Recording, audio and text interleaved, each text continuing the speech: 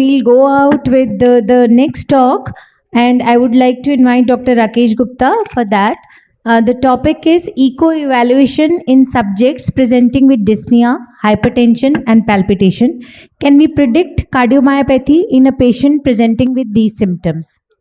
Over to you, Dr. Rakesh. Good evening, everybody. Last time, good evening.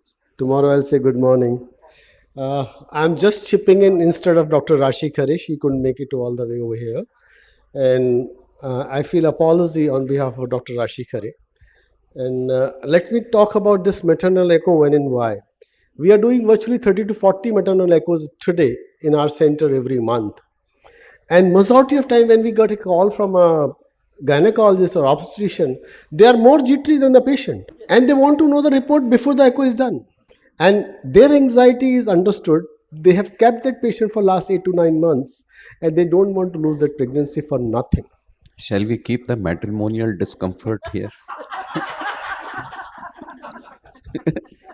Samir, I knew you were here and you're going to speak something. Anyway, moving on further, recent advances in cardiovascular and neonatal medicine, the number of patients with heart disease who reach childbearing age has increased to a large extent, and its range and severity of the heart disease with which the pregnancy and delivery they are expanding.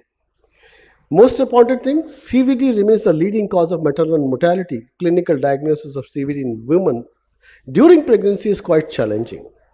Pregnant women, often with known heart disease, require careful multidisciplinary management by obstetrics and medical team. It should be a joint effort, not the alone one, for maternal as well as fetal risk.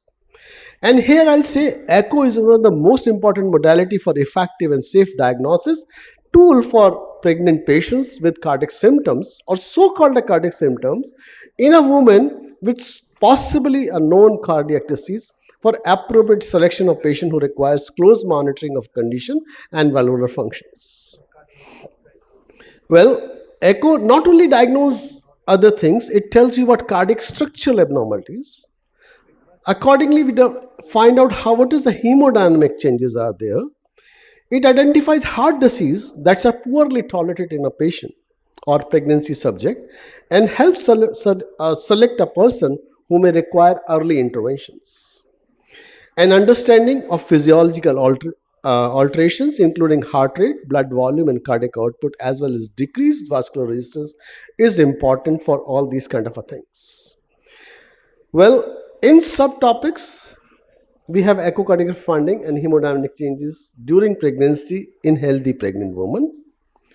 Required conditions for pregnancy based on echocardiographic findings and echocardiographic finding during pregnancy in the cardiovascular disease.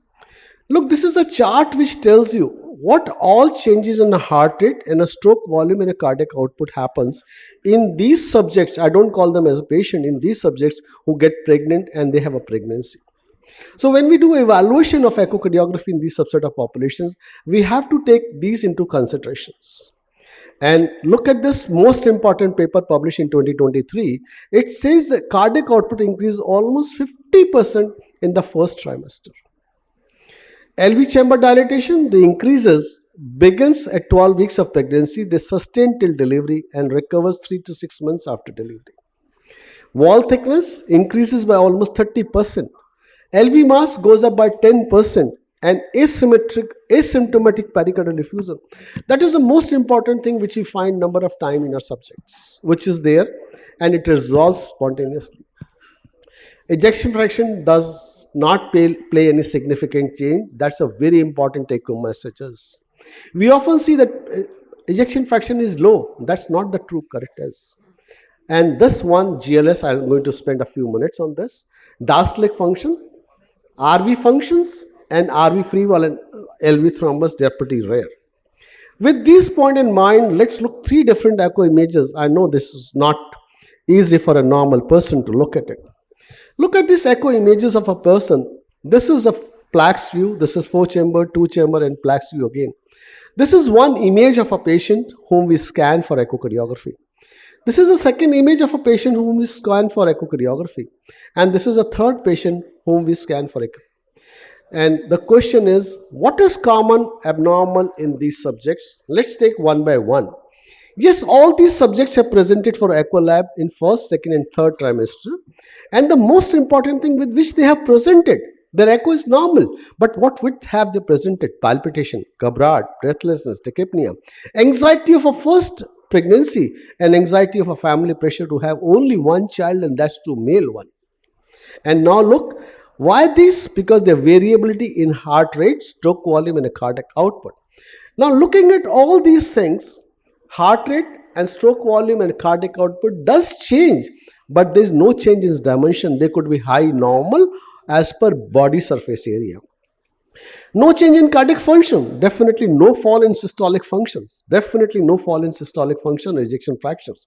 More so, we can have subclinical LV systolic function today in these subjects presenting with breathlessness, disproportionate tachycardia, and I coined this word as impending cardiomyopathy over here. My predecessor, Dr. Hansa Gupta, has talked about peripartum cardiomyopathy.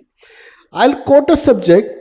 She came to us, we did an echo showed low normal ejection fraction is 54-55%. She had about 52-54% of ejection fraction. But the look of the echo was not really comfortable with what you're looking for. And when we went back, after a few days, I came to know that she went into LVF and she was having peripartum cardiomyopathy. And that's what made me a direction. We reviewed the images later on and found out if we would have done a GLS was significantly low in that patient. And when we analyzed normal values -20, it was -14, -13. And that's what we missed during that time. So these are the issues which we have with no previous history of cardiac ailment. At the same time, we can expect these subjects to present with palpitation, gabrat, and all these kind of a things. We look for a peripartum cardiomyopathy, and I coined the word impending cardiomyopathy. We do have sometimes pulmonary embolism, aortic dissection, coronary syndromes, and hypertensive disorder. My colleague has talked about this. Look at this patient of a peripartum cardiomyopathy. She had shown it already. Idiopathic reduction of reduced ejection fraction in last month or 5 months after the pregnancy, and differential diagnosis is dilated cardiomyopathy. So we need to know whether this patient was earlier having abnormality or not. Second, what we talked of impending cardiomyopathy. This is a picture of the same patient. Look at the LV function. It's not looking brisk.